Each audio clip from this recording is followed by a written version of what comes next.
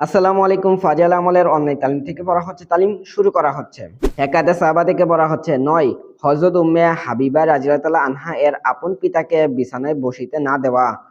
উম্মুল মুমিনিন হযরত উম্মে হাবিবা রাদিয়াল্লাহু আনহা হুজুর সাল্লাল্লাহু আলাইহি সাল্লামের পূর্বে উবাইদুল্লাহ ইবনে জাহশের স্ত্রী ছিলেন। স্বামী স্ত্রী উভয় একত্রে ইসলাম গ্রহণ করেন এবং হাবশায় হিজরতে একত্রই করিয়াছেন। সেখানে যাওয়ার পর স্বামী মুরতাদ ধর্মচ্যুত হইয়া যায় এবং ওই মুরতাদ অবস্থায় ইন্তেকাল করে। হযরত উম্মে হাবিবা রাদিয়াল্লাহু আনহা এই বিধবা জীবনে হাবশাতেই অতিবাহিত করেন। হুজুর সাল্লাল্লাহু আলাইহি সাল্লাম সেখানেই বিবাহের পয়গাম পাঠান এবং হাবশার বাদশার মাধ্যমে বিবাহ সম্পূর্ণ হয়। ইহার বিবরণ এই অধ্যায়ের শেষ দিকে হুজুর সাল্লাল্লাহু আলাইহি সাল্লামের বিবিদের বর্ণনায় আসিতেছে। বিবাহের পর তিনি মদিনায় তাইয়্যিবায় চলিয়া আসেন।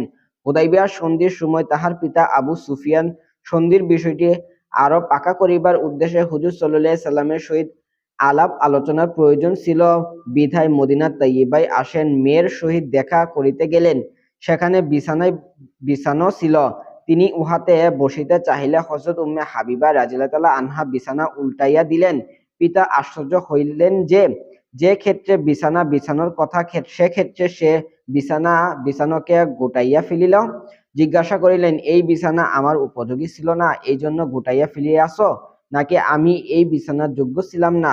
উম্মে হাবিবা রাদিয়াল্লাহু আনহা বললেন, ইহা আল্লাহর পবিত্র ও প্রিয় রাসূলের বিছানা, আর আপনি মুশরিক হওয়ার কারণে নাপাক। সুতরাং আপনাকে কিভাবে উহার উপর বসাইতে পারি? পিতা এই কথা শুনিয়া অত্যন্ত দুঃখিত হইয়া বলিলেন, আমার নিকট হইতে বিচ্ছিন্ন হওয়ার পর তোমার স্বভাব নষ্ট হইয়া গিয়াছে। কিন্তু উম্মে হাবিবা রাদিয়াল্লাহু আনহা এর অন্তরে হুজুর সাল্লাল্লাহু আলাইহি সাল্লামের প্রতি যে ভক্তি শ্রদ্ধা ছিল, সেই দিকে লক্ষ্য করিলে তিনি ইহা কিভাবে পছন্দ করিতে পারে যে কোনো অপবিত্র মুশরিক হুজুর সাল্লাল্লাহু আলাইহি সাল্লামের বিছানায় বসিবে, চাই সে বাপ অথবা যে কেউ হোক না কেন। একবার হুজুর সাল্লাল্লাহু আলাইহি সাল্লাম হইতে চাশতের 12 রাকাতের ফজিলত শুনিয়াছেন, অতঃপর আজীবন উহা নিয়মিত আদায় করিয়া গিয়াছেন। তাহার পিতাও, যাহার ঘটনা এইমাত্র বর্ণিত হইয়াছে, পরবর্তীতে মুসলমান হইয়া গিয়াছিলেন। পিতার ইন্তেকালের 3য় দিন খুশবু আনাইয়া ব্যবহার করিলেন এবং বলিলেন, আমার খুশবু ব্যবহার করিবার প্রয়োজন নাই, আগ্রহ নাই, কিন্তু আমি হুজুর সাল্লাল্লাহু আলাইহি সাল্লামকে ইহা বলিতে শুনিয়াছি যে কোনো মহিলার জন্য আপন স্বামী ব্যতীত অন্য কাহারো বেলায় 3 দিনের অধিক শোক পালন করা জায়েজ নহে, তবে স্বামীর জন্য 4 মাস 10 দিন শোক পালন করিতে হয়। তাই খুশবু ব্যবহার করিতেছি, যাহাতে শোক বুঝা না যায়।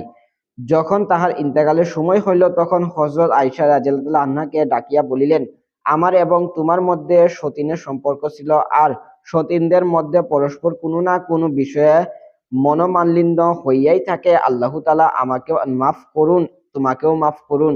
হযরত আয়েশা রাদিয়াল্লাহু আনহা বলিলেন, আল্লাহ তাআলা তোমার সবকিছু মাফ করিয়া দিন। এই কথা শুনিয়া বলিতে লাগিলেন, এই মুহূর্তে তুমি আমাকে অত্যন্ত আনন্দিত করিয়াছ, আল্লাহ তাআলা তোমাকেও আনন্দিত ও সুখে রাখুক। অতঃপর এমনি ভাবে উম্মে সালামা রাদিয়াল্লাহু আনহা এর কাছেও এই মর্মে লোক পাঠাইয়াছিলেন। ফায়দা: সতীনদের পরস্পর যে ধরনের সম্পর্ক থাকে, সেই হিসাবে একজন অপরজনের চেহারাও দেখিতে চায় না, কিন্তু তাহাদের ইহার প্রতি গুরুত্ব ছিল যে দুনিয়ার ব্যাপারে দুনিয়াতেই শেষ হইয়া যাক, আখিরাতে যেন ইহার বোঝা বহন করিতে না হয়।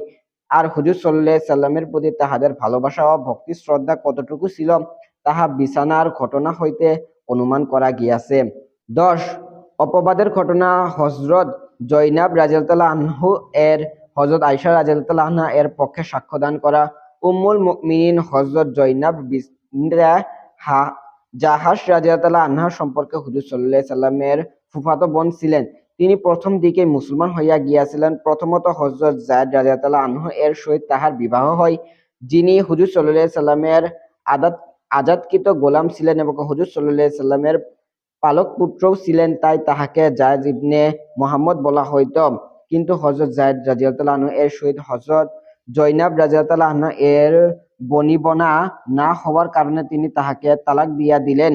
জাহিলিয়াতের যুগে এই প্রথা ছিল যে পালক পুত্রকে সম্পূর্ণরূপে আপন পুত্রের ন্যায় মনে করা হইত এবং তাহার স্ত্রীকে বিবাহ করা যাইত না। হুজুর সাল্লাল্লাহু আলাইহি সাল্লাম জাহিলিয়াতের এই কুপ্রথাকে নির্মূল করিবার উদ্দেশ্যে হযরত জাইনাব রাদিয়াল্লাহু আনহা এর নিকট নিজের বিবাহের প্রস্তাব পাঠাইলেন। হযরত জাইনাব রাদিয়াল্লাহু আনহু জবাব দিলেন, আমি আমার রবের সহিত পরামর্শ করিয়া লই। এই বলিয়া তিনি ওযু করিলেন এবং নামাজের নিয়ত বাঁধিয়া যাহার বরকতে স্বয়ং আল্লাহ তাআলা হুজুর সাল্লাল্লাহু আলাইহি সাল্লামের বিবাহ হযরত জৈনব রাদিয়াল্লাহু আনহা এর সহিত করিয়া দিলেন এবং কুরআনের পাকে আয়াত নাজিল হইল। অতঃপর যায়েদ তখন তাহার হইতে আপন প্রয়োজন মিটাইয়া নিল। তখন আমি তাহাকে আপনার বিবাহে দিয়া দিলাম, যাহাতে পালকপুত্রে স্ত্রীগণ সমুদ্রে মোমেনদের উপর কোনো সংকীর্ণতা না থাকে। যখন তাহারা তাহাদের নিকট হইতে আপন প্রয়োজন মিটাইয়া লইয়াছে আর আল্লাহর নির্দেশ পূর্ণ হইয়া থাকিল। এই আয়াত নাজিল হওয়ার পর যখন হযরত জৈনব রাদিয়াল্লাহু আনহাকে বিবাহের সুসংবাদ দেওয়া হইল, তখন তিনি তাহার পরিধানে যে সমস্ত অলঙ্কার ছিল তাহা খুলিয়া সুসংবাদ দানকারীদের দিয়া দিলেন এবং নিজে সেজদায় পড়িয়া গেলেন আর 2 মাসের রোজা মান্যত করিলেন।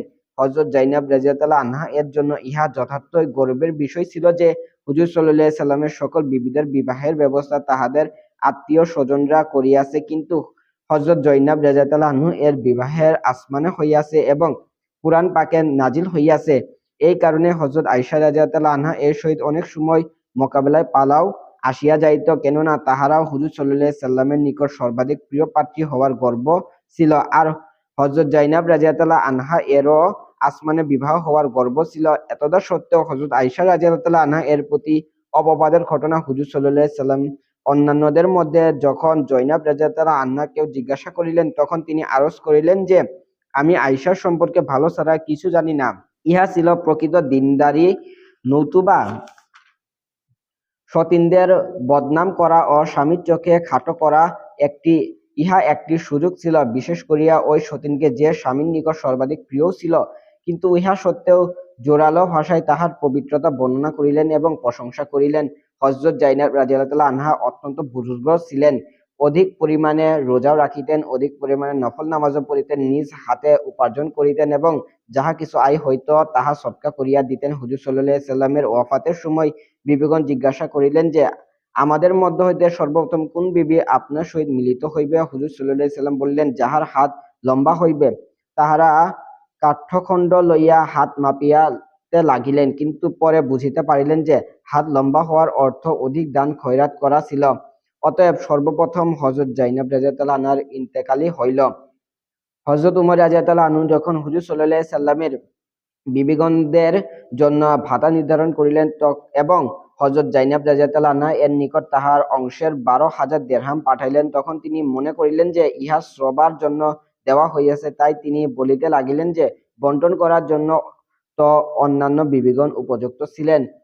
বলিলেন, এই সব আপনার অংশ এবং সারা বছরের জন্য। তখন তিনি আশ্চর্য হইয়া বলিতে লাগিলেন, সুবহানাল্লাহ, এবং কাপড় দ্বারা মুখ ঢাকিয়া ফেলিলেন যেন এই মাল দেখিলেও না হয়।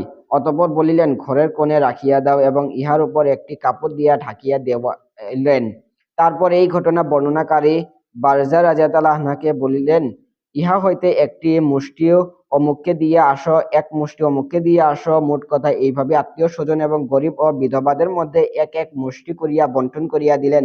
পরে যখন সামান্য পরিমাণ মান অবশিষ্ট রহিয়া গেল, তখন বারজা রাদিয়াল্লাহু আনহা তখন আগ্রহ প্রকাশ করিলেন, বলিতেন, কাপড়ের নিচে যাহা রহিয়াছে গিয়াছে তাহা তুমি লইয়া যাও।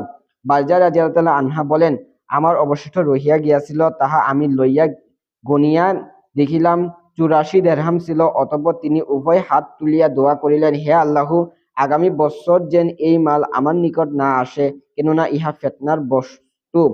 সুতরাং পরবর্তী বছরের ভাতা আসিবার পূর্বেই তিনি ইন্তেকাল করিলেন। হযরত উমর রাদিয়াল্লাহু আনহু যখন জানিতে পারিলেন যে ওই 12,000 দিরহাম শেষ করিয়া দিয়াছেন, তখন তিনি আরো 1,000 দিরহাম পাঠাইলেন, যাহাতে নিজের প্রয়োজন খরচ করিতে পারে। তিনি ইহাও সঙ্গে সঙ্গে বণ্টন করিয়া দিলেন। অনেক বেশি সচ্ছলতার সত্ত্বেও ইন্তেকালের সময় না কোনো দিরহাম রাখিয়া গেলেন, না কোনো সম্পদ। পরিত্যক্ত সম্পত্তি শুধু ওই ঘরটি ছিল, যাহাতে তিনি থাকিতেন। অধিক দান খয়রাত করিতেন বলিয়া তাহার উপাধি ছিল গরিবের আশ্রয়। এক মহিলা বর্ণনা করেন, আমি হযরত জৈনব রাদিয়াল্লাহু আনহা এর নিকট ছিলাম। আমরা গুরুয়া রং দ্বারা কাপড় রং করিতেছিলাম। হুজুর সাল্লাল্লাহু আলাইহি সাল্লাম তাশরিফ আনিলেন, আমাদিকে কাপড় রং করিতে দেখিয়া ফিরিয়া গেলেন। হযরত জৈনব রাদিয়াল্লাহু আনহা মনে করিলেন যে হুজুর সাল্লাল্লাহু আলাইহি সাল্লাম ইহা অপছন্দ হইয়াছে, তাই যে সমস্ত কাপড় রং করা হইয়াছিল সঙ্গে সঙ্গে ধুইয়া ফেলিলেন। পরবর্তীতে হুজুর সাল্লাল্লাহু আলাইহি ওয়াসাল্লাম যখন আসিয়া দেখিলেন যে সেই রঙের কোনো দৃশ্যই নাই, তখন ভিতরে তাশরিফ আনিলেন। ফায়দা: মহিলাদের বিশেষ করিয়া ধন সম্পদের উপর যতখানি মহব্বত হয় তাহা অজানা নহে। এমনিভাবে রং ইত্যাদির প্রতি আকর্ষণ সম্পর্কে বলা অপেক্ষা রাখে না, কিন্তু তাহারাও তো মহিলাই ছিলেন, যাহারা মাল সঞ্চয় করিবা রাখা জানিতেন এর না। আর হুজুর সাল্লাল্লাহু আলাইহি সাল্লামের সামান্য একটু ইশারা পাইয়া সমস্ত রং ধুইয়া ফেলিলেন।